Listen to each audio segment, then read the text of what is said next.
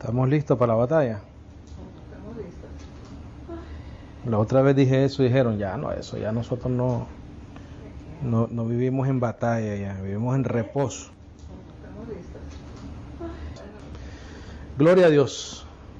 Un placer estar con ustedes. Gracias por estar acá. En esta noche vamos a comenzar el estudio de la epístola a Tesalonicenses, primera de Tesalonicenses. Vamos a tomarnos unas semanitas. Creo que vamos a estudiar las dos cartas porque son pequeñas, son cortas, pero sin embargo siempre hay mucho que desarrollar, ¿no?, en lo que el apóstol Pablo escribe. Hoy vamos a comenzar este estudio de primera de Tesalonicenses.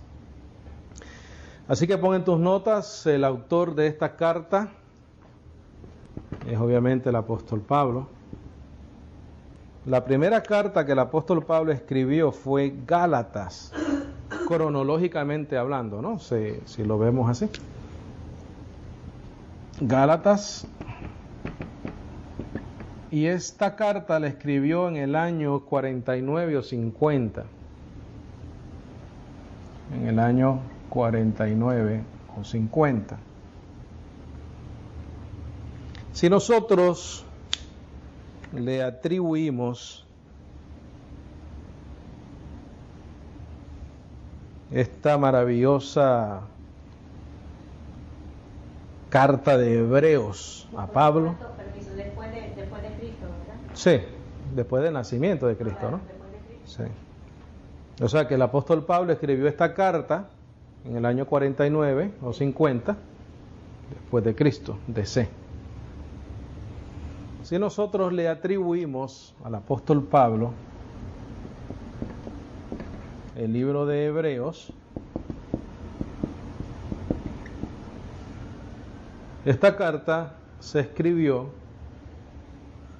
entre el 67 y el 69.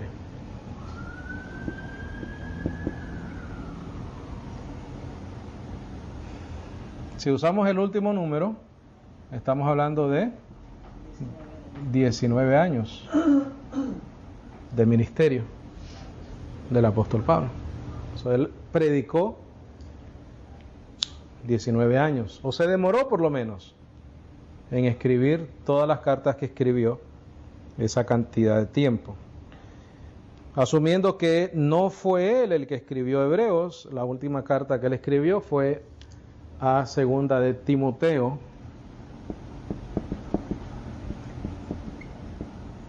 Y esa carta la escribió en el 66 al 67. Eso está por ahí, ¿no?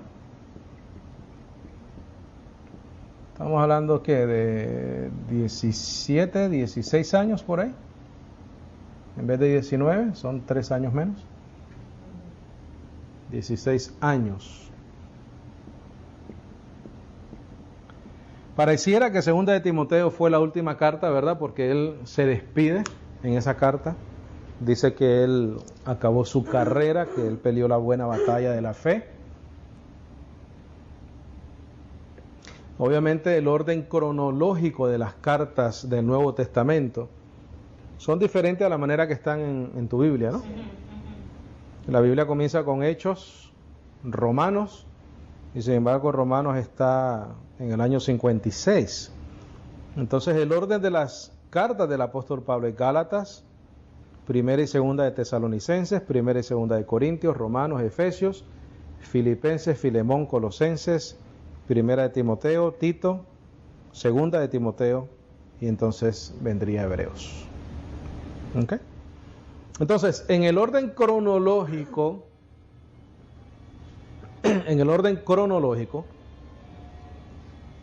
la epístola a los tesalonicenses es una de las primeras cartas que el apóstol Pablo escribió.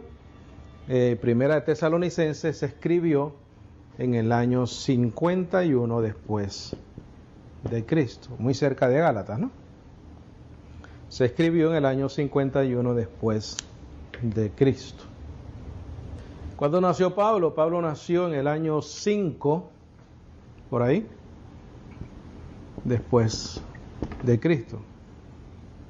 Quiere decir que cuando Pablo nació, el Señor en los días de su carne tenía unos 5 años. Entonces Jesucristo era mayor que Pablo en edad de su carne, ¿no? Porque Él es el alfa y el omega. O sea, antes de Cristo no hay nada, después de Cristo no hay nada. Entonces esta epístola es una de las primeras que escribe el apóstol Pablo. Vamos a ver 3 propósitos que tenía, para que lo apuntes ahí, por favor. Esta carta tiene, podemos decir más que eso, pero por ahora, por esta noche. Entonces, vamos a ver 3 propósitos, o vamos a mencionar 3 propósitos de esta carta con la iglesia en Tesalónica. Número 1, confirmar a los nuevos convertidos en la verdad elemental del Evangelio. Confirmar a la iglesia en el Evangelio. Confirmar a la iglesia que estaba en Tesalónica en el Evangelio. Número 2, exhortarlos a una vida santa. Exhortarlos a una vida santa. Porque obviamente nuestra conducta debe confirmar nuestro conocimiento, ¿no? Nuestra conducta debe confirmar el Evangelio. Por eso es que si no es así, bendecidos, venimos a recordarnos lo que estudiamos en 1 Corintios. ¿El conocimiento qué? Envanece. ¿Pero el amor qué? Edifica. Número 3, consolarlos con respecto al retorno de Cristo. 3 puntos importantes que podemos ver en esta carta: confirmar a la iglesia en el Evangelio, exhortarlos a una vida santa y consolarlos con respecto al retorno de Cristo. Porque como toda iglesia en los tiempos del apóstol Pablo habían retos, ¿no? Y retos muy grandes. Dice la historia que en esa ciudad de Tesalónica había una inscripción pagana. Y decía: después de la muerte no se revive. Después de la muerte no hay reencuentro. Quiere decir que los paganos que vivían en el área de Tesalónica no creían ¿en qué? En la resurrección. Para ellos no había resurrección. Algo parecido, ¿verdad?, con lo de 1 Corintios, que el apóstol Pablo confronta esa herejía, ese paganismo, y dice: algunos andan diciendo que no hay resurrección de muertos, ¿no? Entonces, ¿qué era esa inscripción? Después de la muerte no se revive, después de la muerte no hay reencuentro. Nosotros hemos mencionado muchísimas veces la importancia de la resurrección, ¿verdad? Porque la resurrección es un sinónimo de perdón de pecados. Bendecidos, esto siempre va junto, siempre va junto. Perdón de pecados, y perdón de pecados es igual a vida eterna. Lo hemos mencionado muchísimas veces. Yo te exhorto, sin H, a que cuando enseñes de el Señor o del significado del Evangelio, que cuando hables de resurrección, hables de la garantía del perdón de pecados. Y cuando hables de perdón de pecados, hables de la garantía de una vida eterna. Porque si hubo una resurrección, hubo perdón de pecados y hay una vida eterna, como esto fue solamente a través de una sola ofrenda, pues ya no hay más ofrenda por los pecados, ¿verdad? Ya, se acabó, no hay más nada. Una vez Cristo resucita por el Espíritu de Santidad, dice Romanos 1, por la resurrección de los muertos, entonces hay perdón de pecados, hay vida eterna. ¿Quién es la pierde en esta vida eterna? Absolutamente nadie que haya sido escogido para esa vida eterna.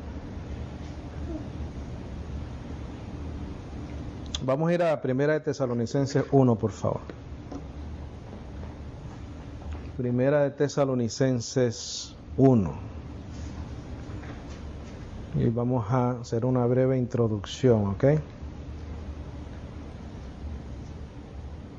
¿Estamos ahí?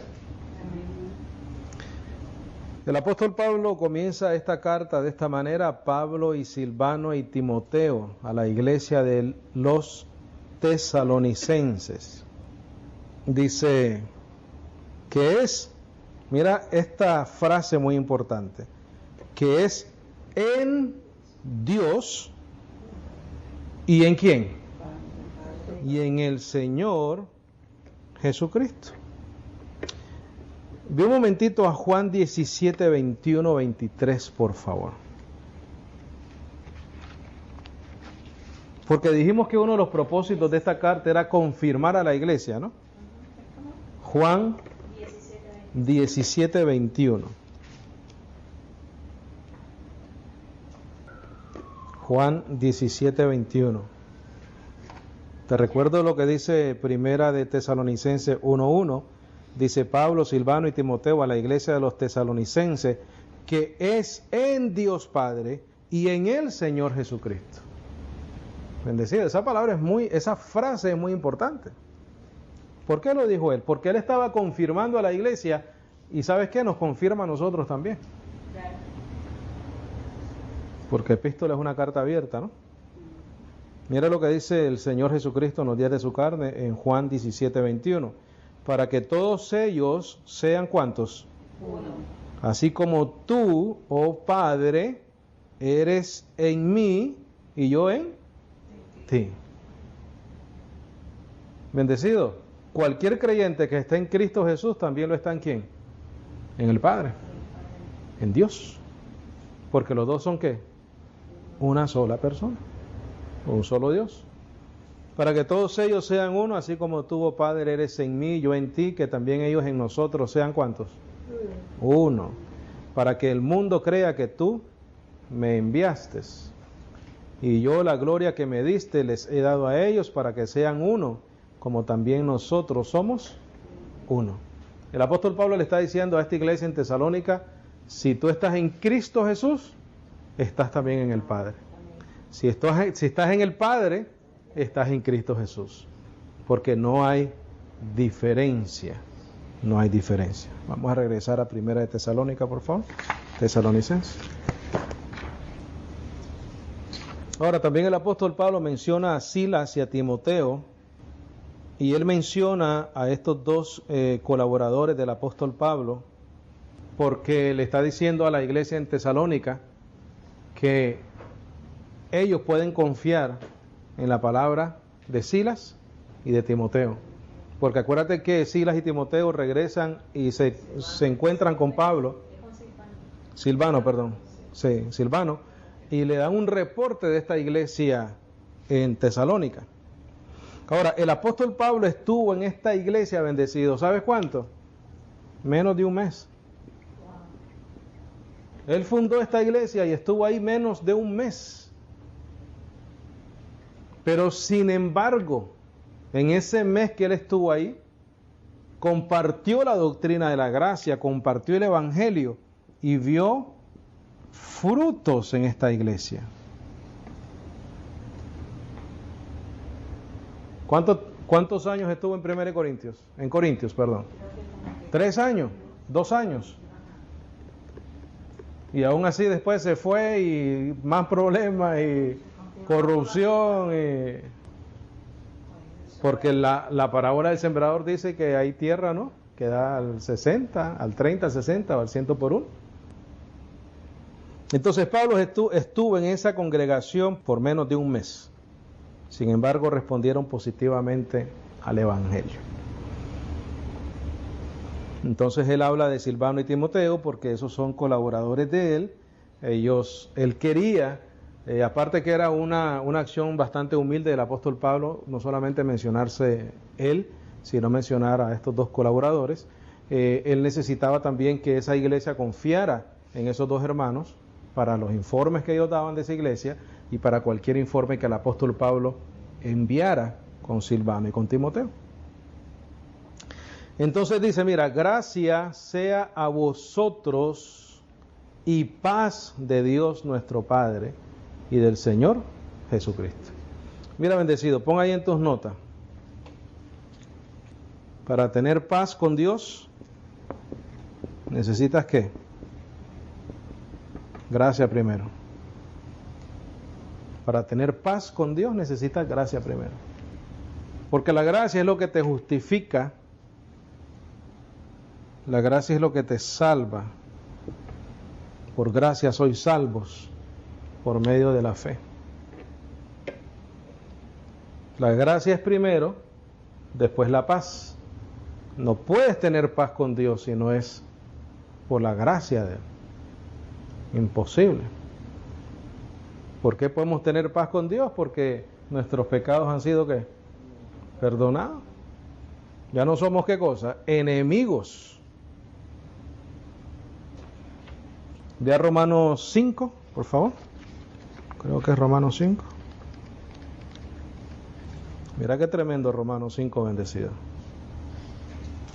5:1. ¿Estamos ahí? Dice, justificados pues, ¿cómo? Tenemos ¿qué? Paz para con Dios por nuestro Señor Jesucristo. Dice, por el cual también tenemos entrada por la fe, ¿a qué? A esta gracia. En la cual estamos firmes y nos gloriamos en la esperanza de la gloria de Dios. Y no solo esto, más aún nos gloriamos en las tribulaciones, sabiendo que la tribulación obra paciencia, y la paciencia experiencia, y la experiencia esperanza. Y la esperanza no avergüenza, porque el amor de Dios está derramado en nuestros corazones por el Espíritu Santo que nos fue dado, o que nos es dado. Mira lo que dice el 6, porque Cristo cuando éramos aún sin fuerza, en otras versiones que dicen, cuando éramos aún débiles, a su tiempo murió por los impíos. El 8, mas Dios encarece su amor para con nosotros en que siendo aún pecadores, Cristo murió por nosotros. Eso es lo que es gracia. Recibimos gracia, recibimos paz. ¿Y por qué recibimos paz? Porque estamos justificados, porque estamos salvos, porque estamos perdonados. Entonces recuerda el propósito del apóstol Pablo con esta iglesia, era confirmarlos. ¿Qué está confirmando en ellos? Número 1, que si están en Cristo, están en el Padre, porque los dos son uno. Número 2, han recibido gracia, por lo tanto han recibido paz para con Dios por medio de nuestro Señor Jesucristo. En otras palabras, pueden estar tranquilos, ¿verdad? Estaban dando frutos, habían recibido el Evangelio de una manera positiva. ¿Qué diferencia a Corintios, no? Corintios, el apóstol Pablo comienza diciendo que eran ¿qué cosa? Niños y carnales. Y entonces la carta entera, incluyendo la segunda carta a Corintios, se la pasa ¿qué cosa? Confirmándolos a la vez, pero también ¿qué? Regañándolos. Porque los tenía que tratar como que como niños, como carnales, como niños en Cristo. Regresamos a Tesalónica, por favor. Ahora, eso es lo que el apóstol Pablo escribió en Romanos 5:1, lo escribió en el año 58,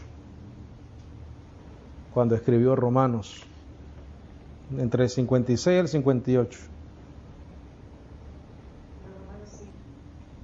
Recuerda entonces, primero viene la gracia, seguida por la paz de Dios.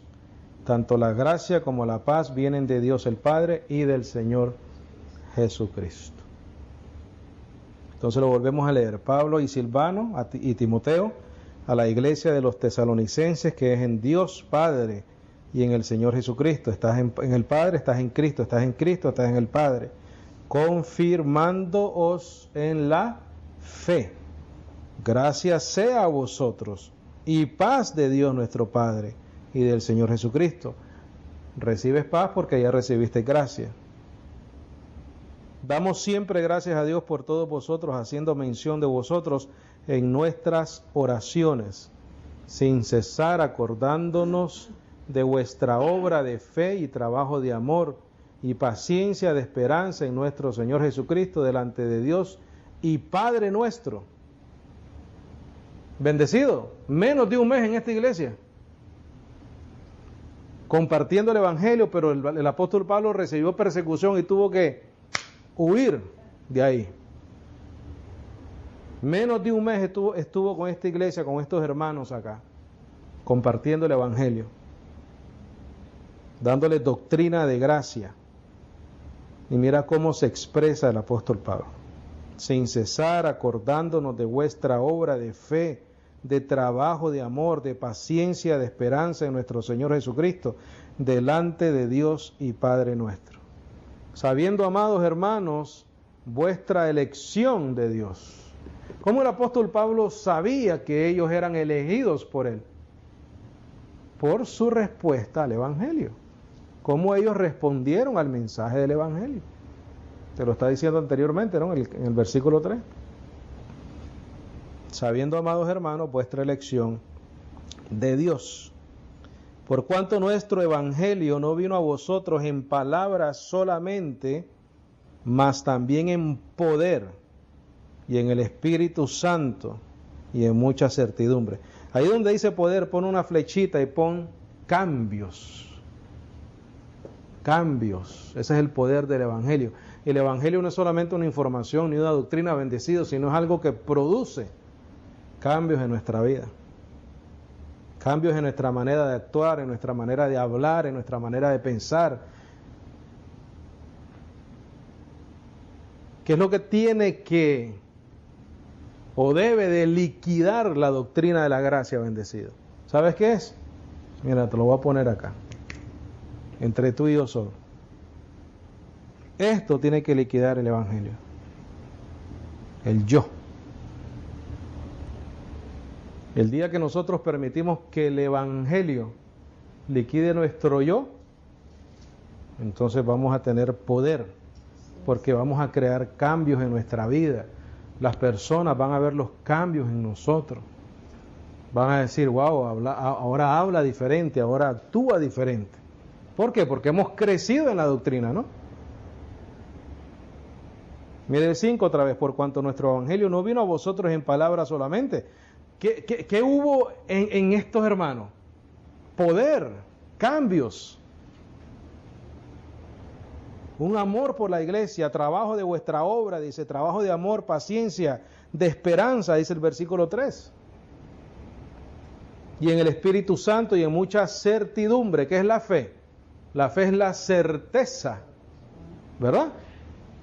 Certidumbre de fe. Como sabéis, cuáles fuimos entre vosotros por amor de vosotros. Mira qué tremendo esto. Y vosotros fuisteis hechos, ¿qué cosa? Seguidores de nosotros. ¿De quiénes? De Silvano, Timoteo, Pablo. Estando menos de un mes en esta iglesia, en esta congregación bendecida. Y mira con el amor y la satisfacción que el apóstol Pablo habla de ellos. Porque hubo poder en ellos, hubo cambios. Y vosotros fuisteis hechos seguidores de nosotros y del Señor, habiendo recibido la palabra en mucha tribulación. ¿Cómo la recibieron? Con gozo del Espíritu Santo. De tal manera que habéis sido ejemplo a todos los que creen en Macedonia y Acaya. Porque por vosotros ha sido divulgada la palabra del Señor. Bendecido, estos hermanos estaban en fuego. Recibieron el Evangelio, dieron frutos por el Evangelio y comenzaron a predicar, a enseñar, a divulgar, divulgar la palabra del Señor. No solo en Macedonia y Acaya, dice, sino que también vuestra fe, que es en Dios, se ha extendido en todo lugar. De modo que nosotros no tenemos necesidad de hablar nada. O sea que el apóstol Pablo dijo, bueno, me voy. Me tuve que ir de acá por la persecución, pero me quedo tranquilo porque ustedes están alborotados con el Evangelio. predicando el Evangelio, enseñando el Evangelio, divulgando la palabra del Señor. Ejemplo para nosotros también, ¿verdad? Porque aquí dice vosotros, en el 7, de tal manera que habéis sido ejemplo a todos los que creen. ¿Vamos a dejarlo hasta ahí? ¿No vamos a leer Macedonia? No, porque es nuestro tiempo, es aquí.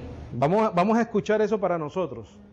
De tal manera que habéis sido ejemplos a todos los que creen. Que la iglesia en Tesalónica bendecido sea ejemplo también para nosotros, ¿verdad? Para que nosotros también divulguemos la palabra del Señor. Bendecido, si era tan difícil para estas personas en aquel entonces, y para nosotros es tan fácil hoy en día dejar que el Señor sea el que hable, el que enseñe, el que predique. Lo único que tenemos que hacer es, mira, o compartir la página, o sentarnos con todas estas notas que nosotros tomamos todas las semanas aquí y compartir el Evangelio con alguien.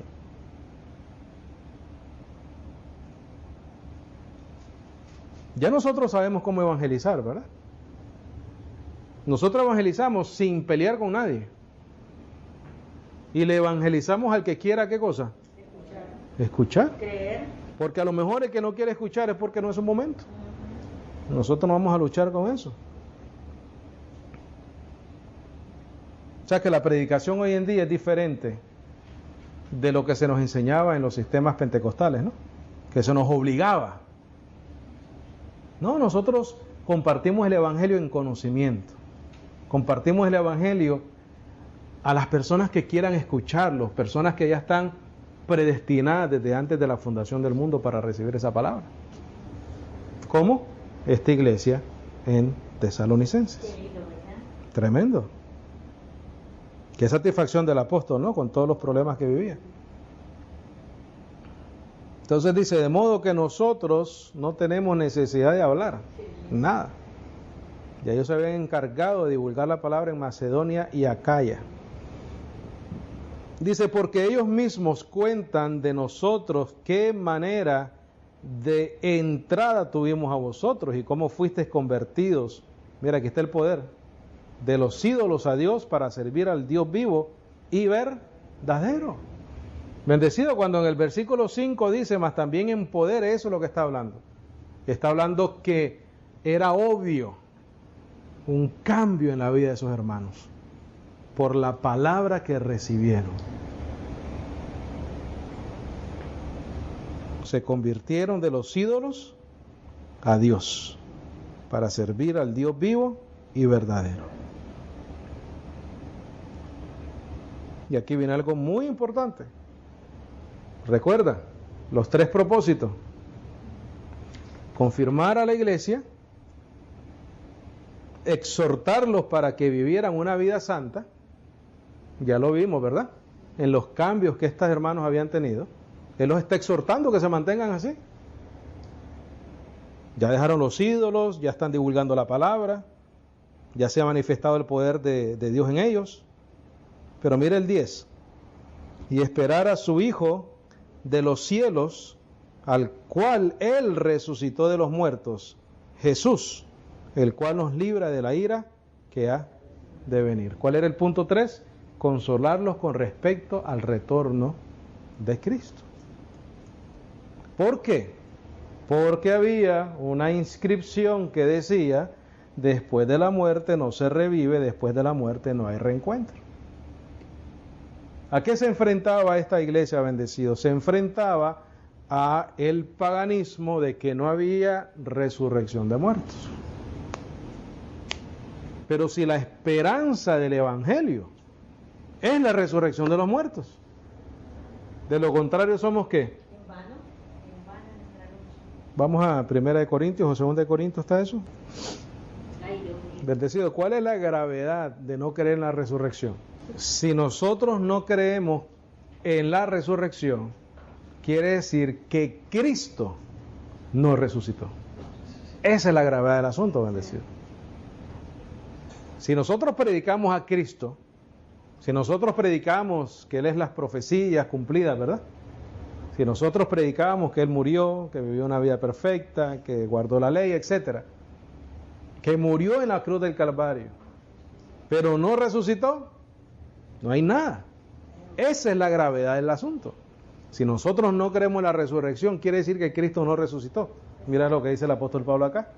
Dice, porque si no hay resurrección de muertos, ¿qué dice?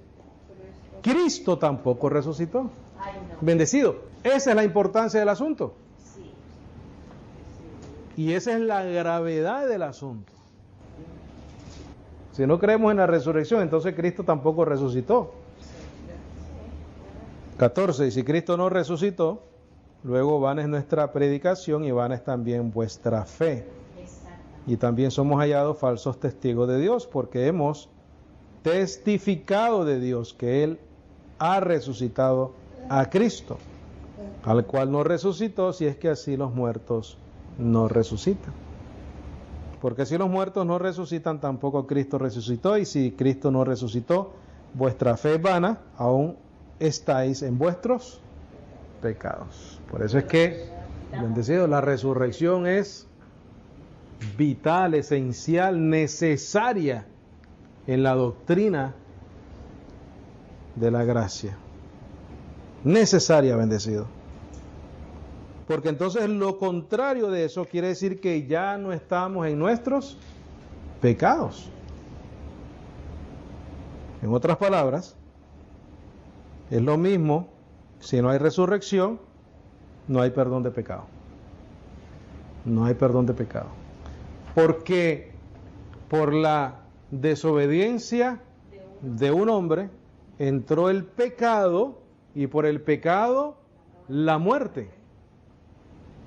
Ahora la muerte se convierte en resurrección y viene vida eterna.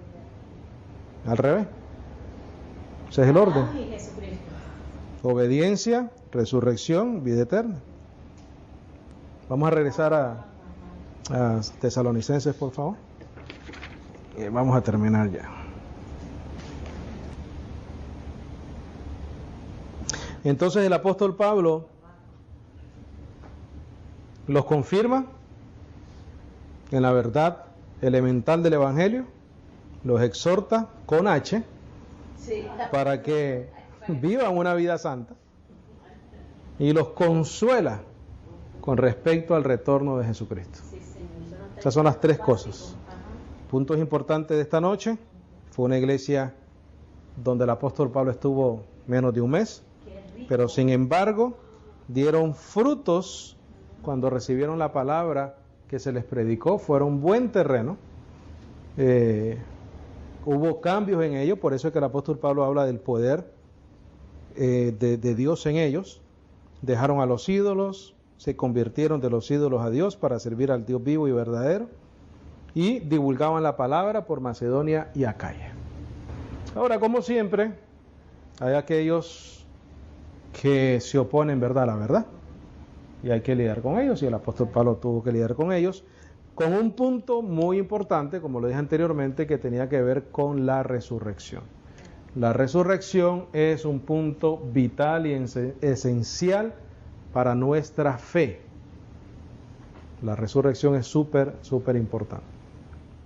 Amén. Vamos a dejarlo ahí, vamos a continuar la próxima semana.